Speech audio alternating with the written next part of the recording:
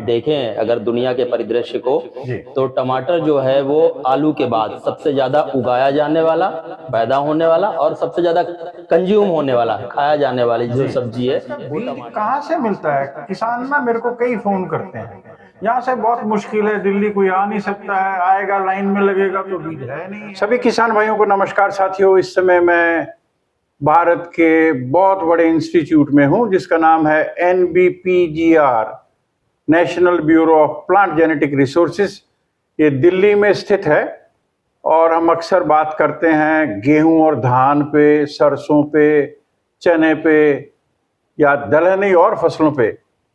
आज सब्जियों पे बात करेंगे हम। और टमाटर सबकी चाहत में रहता है, कभी तो ये 20 रुपए किलो हो जाता है और कभी ये 130 रुपए किलो भी हो जाता है। मेरे साथ हैं डॉक्टर प्रवीण सिंह जी। आप प्लांट एक्सप्लोरेशन और कंजर्वेशन, विभिन्न प्रांतों में किस प्रकार के होते हैं टमाटर, उनको ये एक्सप्लोर करते रहते हैं, देखते रहते हैं ये, और उनको जर्म प्लाज्म को, उनकी गुणवत्ता को, उनके जेनेटिक रिसोर्सेज को कैसे संग्रहित रखना है उस पर ये महारत रखते हैं। तो टमाटर के ऊपर आज हम चर्चा करेंगे। आपका बहुत बहुत स्वागत है डॉक्टर साहब हमारे चैनल में। और आप किसानों को बताएं कि टमाटर की अच्छी खेती के लिए जी हाल ही में कोई विकसित हुई हो किस्में, जी संग्रहण में और कंजर्वेशन में, तो वो जाना चाहेंगे नहीं। जी बिल्कुल, तो उस पर चर्चा करें। बिल्कुल जी। तो सबसे पहले जैसा आपने बताया कि जो टमाटर क्योंकि सबकी चाहत होती है और आप देखें अगर दुनिया के परिदृश्य को, तो टमाटर जो है वो आलू के बाद सबसे ज्यादा उगाया जाने वाला, पैदा होने वाला और सबसे ज्यादा कंज्यूम होने वाला, खाया जाने वाली जो सब्जी है वो टमाटर है। और जैसा आपने जिक्र किया कि इसका कभी मूल्य बहुत ज्यादा हो जाता है और कभी ये सड़कों पे भी फेंका जाता है। लेकिन हम अगर उत्पादन की दृष्टि से बात करें तो हमारा जो दिल्ली में भारतीय कृषि अनुसंधान संस्थान पूसा नई दिल्ली जिसको कहते हैं, तो वहां से हमारी कई सारी प्रजातियां ऐसी हैं जिनको कि आप किसान भाई चाहे वो संरक्षित संरचनाएं हैं उनमें या खुले खेत में वो उगा सकते हैं। अच्छा। मैं कुछ किस्मों के नाम लेना चाहूंगा, जैसे कि अगर उन्हें संरक्षित संरचनाओं में या पॉली हाउस के अंदर उगाना है तो एक तो पूसा प्रोटेक्टेड 1 है। ये गोल टमाटर होता है, लगभग 90 से 100 ग्राम का इसका फल होता है और बहुत अच्छी उपज देता है, तो उसको ले सकते हैं किसान भाई। अगर हम चेरी टमाटर की बात करें तो 2 किस्में चेरी टमाटर की हैं। एक पूसा चेरी 1 है जो लाल रंग की होती है, बहुत अधिक इसकी उपज होती है, गुच्छों में फलता है ये, उसको ले सकते हैं। और दूसरा है पूसा गोल्डन चेरी टमाटर नंबर 2। अच्छा। ये एक तरह की जिसको कहते हैं बायो फोर्टिफाइड तरह की किस्म है। अच्छा। जिसमें ये पीले रंग के फल होते हैं और अगर आप इसको सुखा दें तो ये बेल पे सूख भी जाते हैं, तो जैसे दूसरा टमाटर जी जो बिल्कुल मुनक्का की तरह से हो जाते हैं। अच्छा। तो आप इसको ड्राई भी कर सकते हैं। और इसकी में खास बात है कि विटामिन सी इसमें बहुत ज्यादा मात्रा में है। फिर लाइकोपीन कंटेंट बहुत अच्छा, जो बीटा कैरोटीन हमारा है तो क्योंकि पीला होता है तो बीटा कैरोटीन है इसमें, तो आंखों के लिए बहुत फायदेमंद है। तो ये एक तरह की बायोफोर्टिफाइड किस्म है। किसान भाई मैं कहना चाहूंगा, डॉक्टर सिंह अभी बता रहे हैं आपको कि टमाटर 2 तरह की किस्में अभी डिस्कस हुई हैं, मैं उन पर आता हूं जो कमर्शियली आपको लाभकारी हो सकें। एक तो उन्होंने गोल टमाटर बोला है और दूसरा चेरी वाला बोला है। और गोल वाले में भी प्रोटेक्टेड में इन्होंने बात की है कि वो कवर्ड रहेगा, वो उसी में ही लगेगा। तो आप गर्मियों में अगर टमाटर लगाना चाहते हैं तो प्रोटेक्टेड में आ सकते हैं, और गुणवत्ता के आधार पे जाना चाहते हैं तो आप चेरी वाले टमाटर में आ सकते हैं। हाँ डॉक्टर साहब आप तो जो अगर गर्मी में जैसे लगाना है फरवरी में तो नेट हाउस का इस्तेमाल करें, उसको आप पॉली हाउस के अंदर ना लगाएं क्योंकि वहां पे तापमान ज्यादा बढ़ जाता है। नेट हाउस में बहुत अच्छी फलत आती है। और अगर खुले क्षेत्रों में खेतों में लगाना है तो हमारी पूसा कॉकटेल है, ये एक मध्यम वजन की किस्म होती है। इसका 60-70 ग्राम का फल होता है और इसमें जो मरोड़िया होता है TOLCB है वो नहीं आता है। अच्छा। तो ये उससे अब सहनशील प्रजाति है, रेसिस्टेंट है, तो इसको आप खुले खेत में लगा सकते हैं। इसको आप चाहें तो जुलाई महीने से लगा सकते हैं या फरवरी में भी लगा सकते हैं। डॉक्टर साहब किन किन प्रांतों में लग सकता है पूसा? ये हमारे उत्तर भारत में तो सभी में लग सकता है। वैसे तो हमने महाराष्ट्र में भी इसके ट्रायल नासिक में भी करवाए हैं। अच्छा। जी। तो ये कितनी उत्पादकता दे जाता है डॉक्टर साहब? अगर ट्रे वाइज बात करें, वो बेचते हैं भैया लोग, 25 किलो की रहती है। देखिए प्रति हेक्टेयर जो है ये करीब हमारा 600 क्विंटल के आसपास देता है। तो है। किसान भैया आप नोट कर लें कि अच्छी उत्पादकता देता है ये। प्रति हेक्टेयर 2.5 से आप इसको विभाजित कर देंगे तो एकड़ में आप निकाल सकते हैं। किस्म का नाम है पूसा कॉकटेल। जी। और ऐसे ही हमारी पूसा प्रसंस्कृत है, वो भी जो हमारी मरोड़िया बीमारी है इसके प्रति प्रतिरोधकता है उसमें। तो उसका जो फल का साइज है वो करीब 100 से 110 ग्राम 115 ग्राम के आसपास होता है। क्या नाम है डॉक्टर साहब? पूसा प्रसंस्कृत जी। और ये प्रसंस्करण के लिए बहुत उपयोगी है। जो लोग जो चटनी मुरब्बा या जो प्रोसेसिंग में केचप वगैरह बनाते हैं, तो ये इंडस्ट्रियल पर्पज की वैरायटी है। तो जो किसान भाई इस तरह की निजी क्षेत्र की बहुत सारी प्रजातियों को लेते होंगे तो इसको भी वो ट्राई कर सकते हैं और इसकी भी उत्पादकता काफी अच्छी है। हाइब्रिड सीड्स हैं या? नहीं, ये ओपन पॉलिनेटेड वैरायटी है। किसान भाई इसका बीज अपने आप भी बना सकते हैं, रख सकते हैं। जी।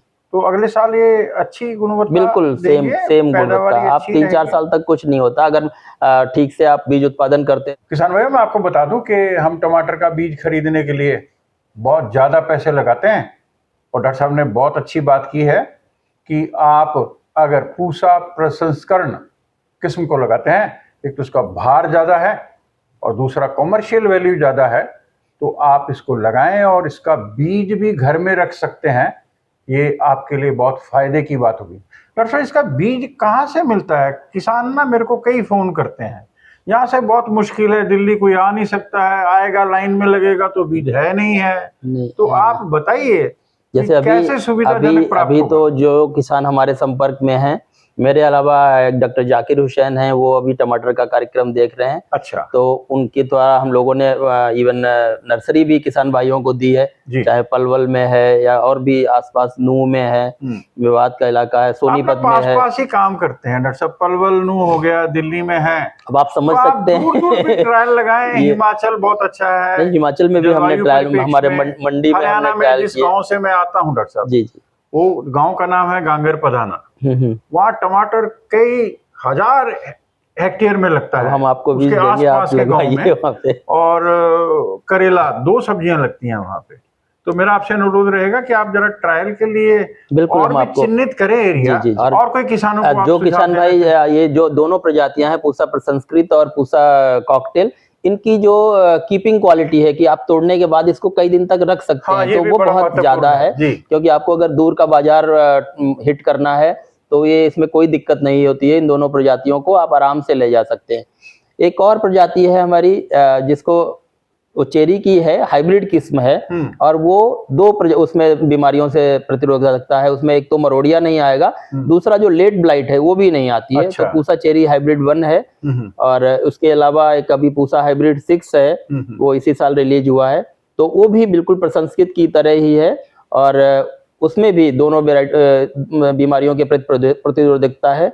तो उसमें भी मरोड़िया और जो लेट ब्लाइट है वो नहीं आती है। सर आपका क्या मानना है, ये जो चेरी टमाटर हैं, जी, ये लगाना ज्यादा फायदे का सौदा है आने वाले समय में कि अभी वो पुराने ढंग? देखिए आम जो किसान है उसके लिए तो जो नॉर्मल टमाटर है वही फायदेमंद है। लेकिन जो स्पेशलिटी मार्केटिंग करते हैं, क्योंकि जो भी चेरी टमाटर हैं वो अपर सेगमेंट की चाहत में रहते हैं लोग टेबल पे, क्योंकि वो अधिकतर सलाद में ही खाए जाते हैं। और उसमें भी अगर पीली चेरी है तो क्योंकि उसका रेट काफी महंगा होता है और दिल्ली के जो बड़े मार्केट है, चाहे INA मार्केट हो, खान मार्केट है, तो ऐसी जगहों पे उनकी उपलब्धता होती है। और आप देखें जो 400 ग्राम का पैकेट आता है उसका, वो करीब 250 रुपए का पड़ता है। अच्छा। जो चेरी टमाटर का मिलता है। आपकी बात। तो अब आप 400 ग्राम 250 रुपए, तो 500-600 रुपए किलो टमाटर हुआ। आप देखें क्योंकि हमारी जो सबसे बड़ी दिक्कत किसानों की है वो मार्केटिंग ठीक से नहीं कर पाते हैं। एक तो जो भी किसान भाई हैं जब फसल तोड़ते हैं उसके बाद उनको उसकी ग्रेडिंग करनी चाहिए, क्योंकि वो जब आपका मिक्स टमाटर जाता है या कोई और भी फसल जाती है तो उसका रेट उसी हिसाब से गिर जाता है। लेकिन अगर आप गुणवत्ता आधारित ग्रेडिंग कर देते हैं तो आपको किसी सर मेरे यहाँ तो करते हैं, मैं जिस गांव से आता हूँ जी, हमारे यहाँ सड़क के दोनों ओर कई क्विंटल जो है छोटा बौना कुछ गला हुआ, कुछ दबा हुआ किसान फेंकते हैं। और इसका मैं चित्र भी साथ में लगा रहा हूँ ताकि आपको इससे और हिम्मत मिलेगी कि किसान भी बहुत जागृत हैं और वो ग्रेडिंग करते हैं। तो मैं वो बताना चाहता था कि जो ये पैकिंग अभी जैसे मनोली गांव है यहाँ पे सोनीपत में, तो ये लोग मार्केटिंग करते हैं, तो मैंने इनका देखा है कि प्रोटेक्टेड में करते हैं ये लोग खेती, और उसके बाद ये लोग जनरल मंडी में सब अपना सामान नहीं बेचते हैं, ये इनके अपने मार्केटिंग चैनल्स हैं उनके द्वारा एक ये तो कर सकते हैं डॉक्टर साहब, क्योंकि दिल्ली के आसपास है। जो लोग हिमाचल प्रदेश के रिमोट एरिया में है या हरियाणा में खेती करते हैं या पंजाब में है, वो वहां पर इतनी ज्यादा मार्केटिंग नहीं है, वो दिल्ली में ही लाएंगे। सर वहां पे भी कुछ जो जागरूक लोग हैं वो दिल्ली में लाते हैं, लेकिन चंडीगढ़ का मार्केट है, शिमला का मार्केट है। उन मैं जो बात कहना चाह रहा हूँ, जो टमाटर का डब्बा होता है चेरी टमाटर का, उस पे लिखा रहता है produced under soil less conditions. अच्छा, अब आप ये देखिए, क्योंकि वो संरक्षित उसमें उगाया गया है, उन्होंने मिट्टी में नहीं उगाया है, लेकिन ये एक बहुत बड़ा पॉइंट लिखा हुआ है जो कंज्यूमर को हिट करता है कि ये सॉइललेस कंडीशंस में, तो स्टरलाइज कंडीशंस में उगाया हुआ है, जबकि वो कुछ नहीं होता है। जो हमारी बेड हैं उनमें हमने पॉलीथीन बिछा दी है, और पॉलीथीन के अंदर एक मिक्सचर होता है कोकोपीट, परलाइट, बर्मिकुलाइट का 3:1 में जिसको हम मिलाते हैं, और उसको मिट्टी की जगह उसको भर के उसमें टमाटर लगा देते हैं। चलिए, तो लेकिन उससे उनका जो आमदनी है वो बढ़ जाती है। फाइनली आप किसानों को अच्छी खेती के लिए टमाटर की क्या संदेश देना चाहेंगे? एक तो जो आपका बीज है वो गुणवत्तापूर्ण बीज होना चाहिए और किसी भरोसे की जगह से आप बीज लें।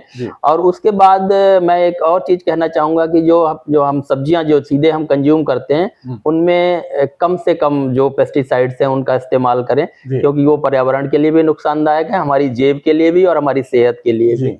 तो डॉक्टर साहब आपका बहुत बहुत धन्यवाद, आपने अपना समय दिया। किसान भाइयों, मैं चाहूंगा कि आप इनकी कही हुई बातों को जरा अनुसरण करें, और अच्छे बीज के लिए आप पूसा अनुसंधान संस्थान जो है, भारतीय कृषि अनुसंधान संस्थान दिल्ली में, वहाँ संपर्क कर सकते हैं। जब भी कभी आएँ तो आप डॉक्टर प्रवीण सिंह जी से मुलाकात कर सकते हैं।